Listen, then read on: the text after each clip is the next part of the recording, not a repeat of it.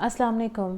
ابھی ریسنٹلی ایک ویڈیو گزری میری نظر سے جس میں امام صاحب امامت کے دوران ان کے کندھے پہ بلی چڑھ کے بیٹھ گئی تھی اور وہ بڑے پیار سے ان کے گال کو سہلا رہی تھی، اور جو مزیدار بات تھی، جو بڑی پیاری بات تھی، وہ یہ کہ امام صاحب بڑے سکون کے ساتھ اپنی امامت کراتے رہے۔ انہوں نے کہیں پہ پوز نہیں کیا، کسی گھبراہٹ کا اظہار نہیں کیا، کہیں ادھر سے ادھر نہ ہوئے اور نہ اپنی نماز خراب کی، نہ ان کے پیچھے جو اتنے نمازی کھڑے ہوئے تھے نہ ان کی نماز میں کوئی خلل پڑا۔ یعنی انتہائی سکون سے وہ نماز پڑھاتے رہے اور امامت کراتے رہے۔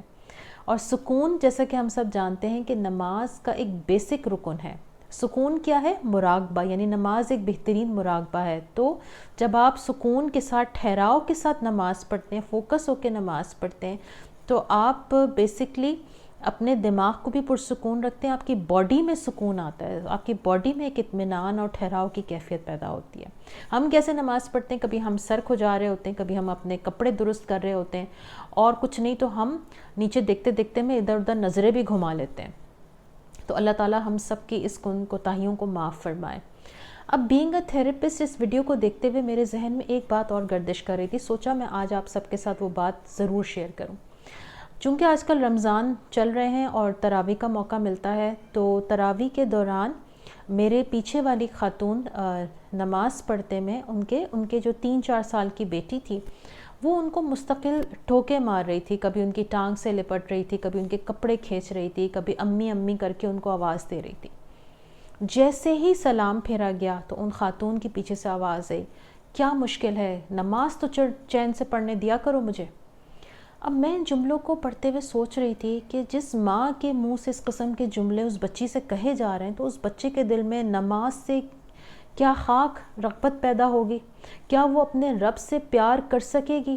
کیا وہ اپنی آنے والی زندگی میں جب وہ نماز کے قابل ہوگی تو کیا وہ اس محبت کے ساتھ اور سکون کے ساتھ اپنی نماز ادا کر سکے گی؟ کیونکہ اس نے اپنی ماں کو یہ دیکھا ہے کہ جب ماں نماز پڑھ رہی ہوتی تو بچے کو دھتکارتی ہے، اس کو پیچھے کرتی ہے، اس کو توجہ نہیں دیتی۔ جبکہ حکم یہ ہے کہ اگر آپ بچے کو گود میں لے کے بھی نماز پڑھ سکتے ہیں۔ اللہ کے نبی صلی اللہ علیہ وسلم کے بارے میں آتا ہے کہ جب وہ سجدے میں ہوتے تھے تو حضرت امام حسن اور امام حسین رضی اللہ تعالیٰ عنہما ان کے کندھے پہ چڑھ کے بیٹھ جاتے، اور اللہ کے نبی اس وقت تک سجدے سے سر نہ اٹھاتے جب وہ بچے ان کے نواسے خود نہ ہٹ جاتے۔ یہ اللہ کے نبی کی محبت تھی بچوں کے ساتھ، اور اس طرح کے رویوں سے ہی یقیناً ہمارے بچوں کے اندر محبت، دین اسلام سے محبت ڈیولپ ہو سکتی ہے، جو کہ آج کے دور کی ایک سب سے شدید ضرورت ہے، کیونکہ آج جو ہماری ینگ جنریشن ہے وہ دین اسلام سے دور ہو چکی ہے۔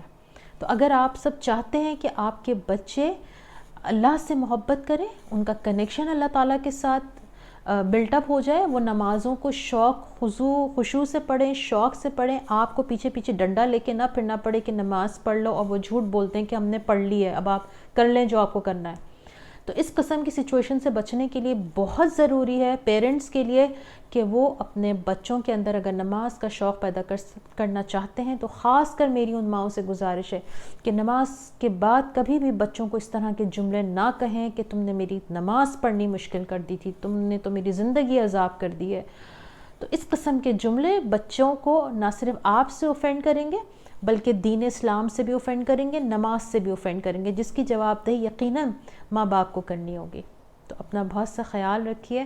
اللہ حافظ۔ السلام علیکم۔